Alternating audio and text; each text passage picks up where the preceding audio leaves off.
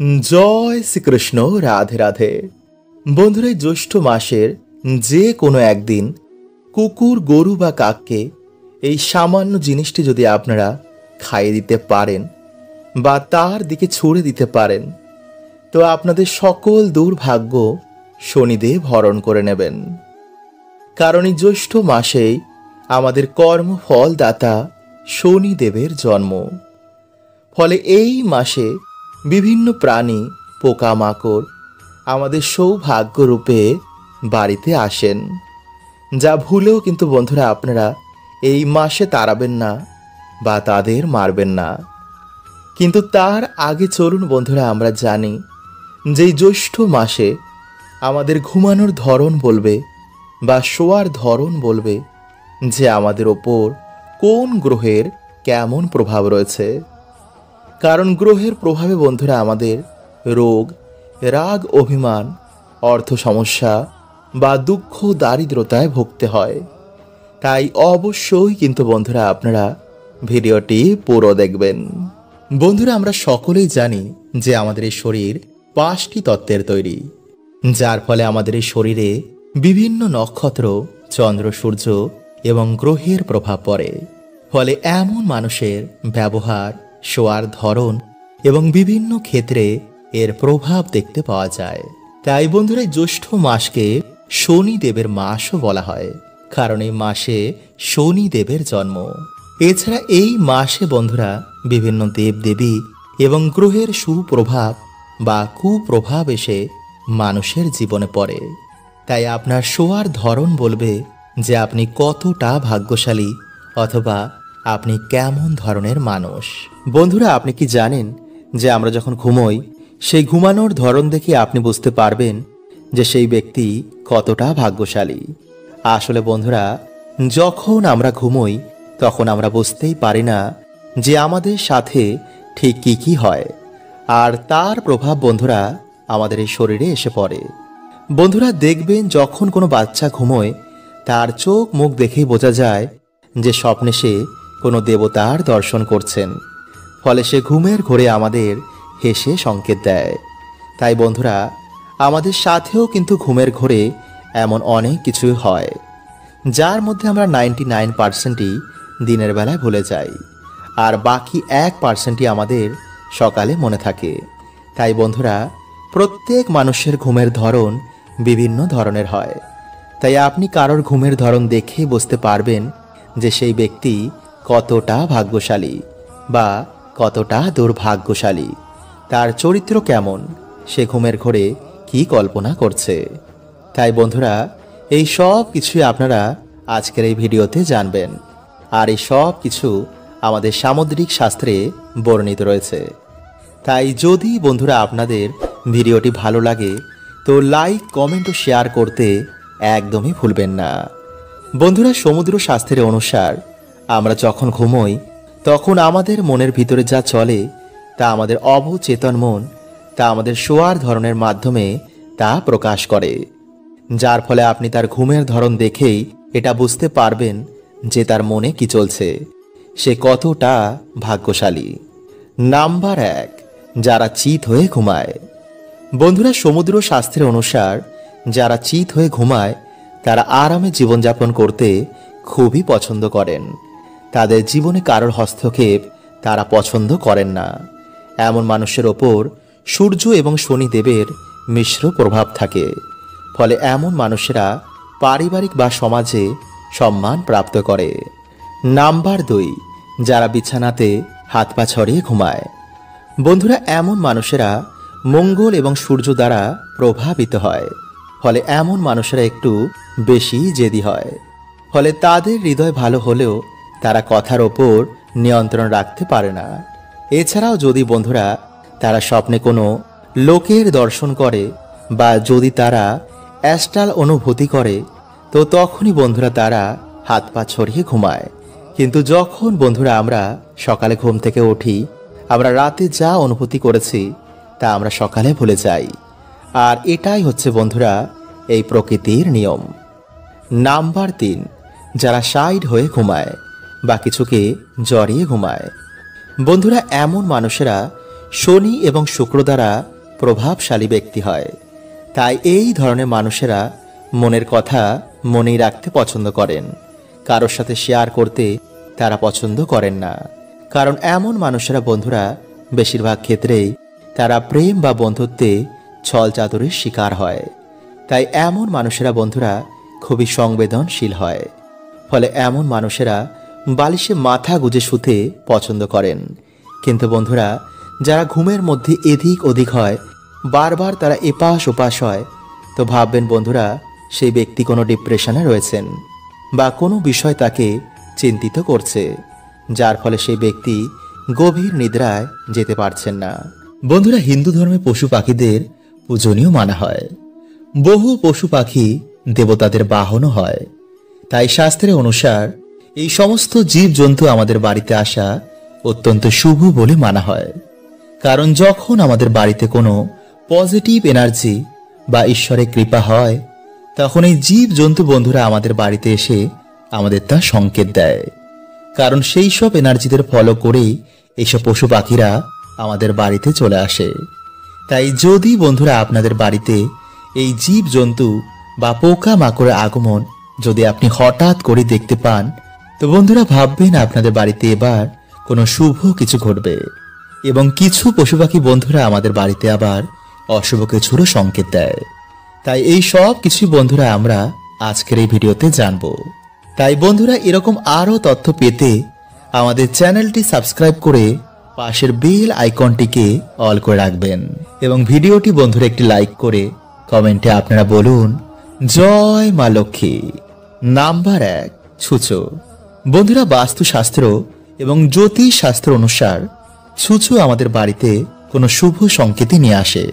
তাই যদি কোনো ছুঁচো আপনার চারিদিকে বা আপনার বাড়ির চারিদিকে গোল গোল ঘুরতে থাকে, তো বন্ধুরা ভাববেন আপনাদের সাথে কিছু এবার ভালো ঘটবেই। কারণ ছুঁচো বাড়িতে মা লক্ষ্মীর আগমনের সংকেত আগে থেকে বুঝতে পারে। তাই যদি বন্ধুরা এই নতুন বছরের শুরুতে বা লক্ষ্মী পুজো বা দিওয়ালিতে যদি হঠাৎ করে আপনারা ছুঁচো দেখতে পান, তো এটিকে কিন্তু খুবই শুভ সংকেত মানা হয়। কিন্তু বাড়িতে অধিক মাত্রায় আবার ইঁদুরের বাসও এটিকে অশুভ সংকেত মানা হয়। নাম্বার 2, মাকড়সার জাল এবং মৌচাক। বন্ধুরা এগুলো আমাদের বাড়িতে দুর্ভাগ্য ডেকে আনে। কারণ মাকড়সার জাল হচ্ছে অলক্ষ্মীর সূচক। তাই যদি আপনাদের বাড়িতে আপনি মাকড়সার জাল দেখতে পান, তো আপনি তাড়াতাড়ি সেগুলিকে কিন্তু বন্ধুরা পরিষ্কার করে ফেলুন।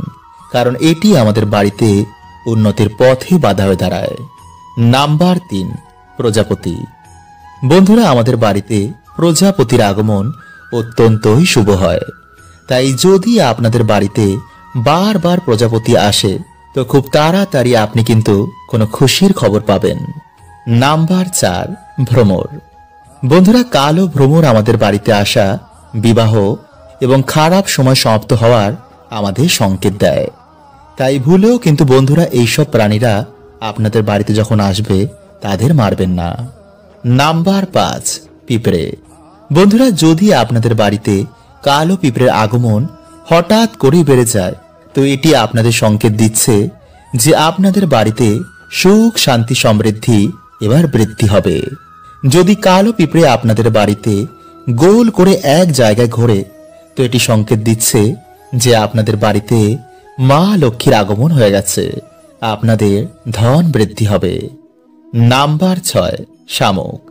বন্ধুরা শাস্ত্রের অনুসার বাড়িতে হঠাৎ করে শামুক দেখা এটি খুবই শুভ কিছু ঘটার আমাদের সংকেত দেয়।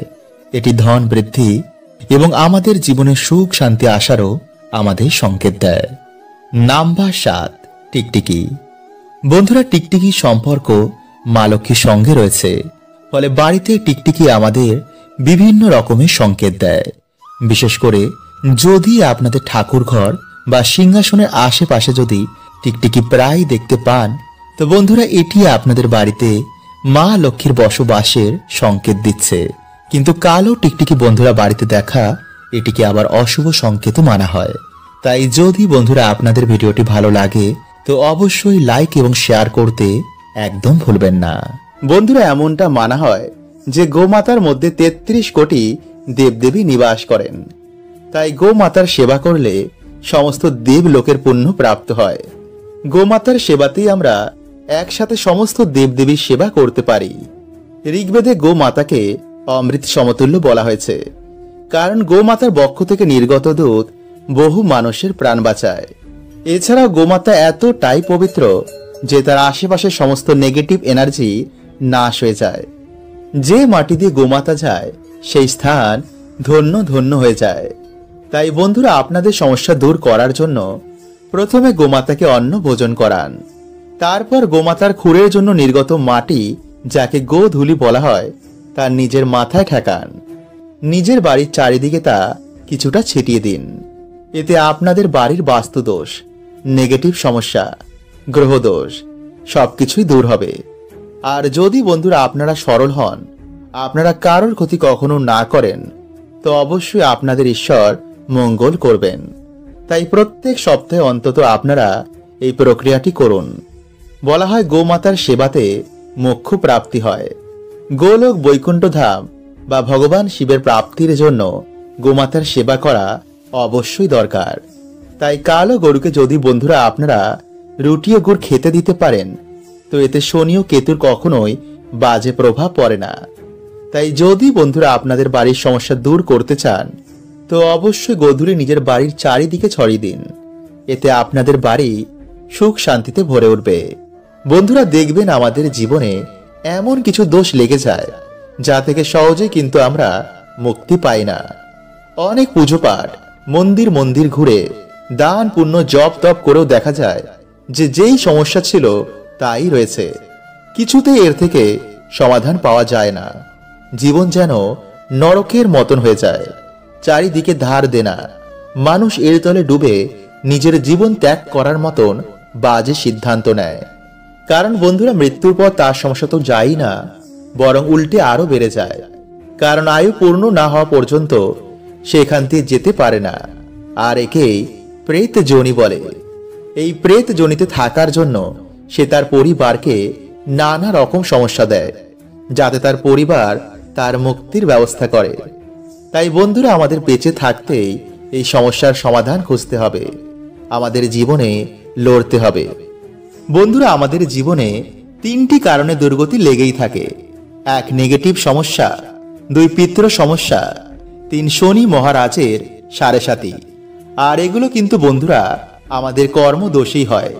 তাই আজকের ভিডিওতে বন্ধুরা আপনাদের যে টোটকাটি বলবো তা যদি আপনারা ঠিক মতন পালন করতে পারেন, তো আপনাদের জীবন থেকে 3টি সমস্যাই ম্যাজিকের মতন দূর হবে। হ্যাঁ বন্ধুরা, এতটাই শক্তিশালী এই টোটকাটি। বন্ধুরা, আমরা সকলেই জানি যে কাক হচ্ছে শনিদেবের বাহন। এছাড়াও কাককে যমরাজের দূত বলা হয়। আর কুকুর হলো বন্ধুরা ভগবান কাল ভৈরব দেবের বাহন। তাই ভূত প্রেত নেগেটিভ এনার্জিদের কুকুর আগে থেকে দেখতে পায়। এছাড়া কুকুরেরা গ্রহের কুপ্রভাব থেকে আমাদের রক্ষা করে। ঠিক তেমনি কাক আমাদের বাড়িতে পিতৃলোক থেকে আসা খবর নিয়ে আসে। যদি কোনো জীবাত্মা আমাদের বংশে জন্মগ্রহণ করে বা কারোর মৃত্যুর সময় হয়ে এলে কাক আমাদের আগে থেকেই সংকেত দেয়।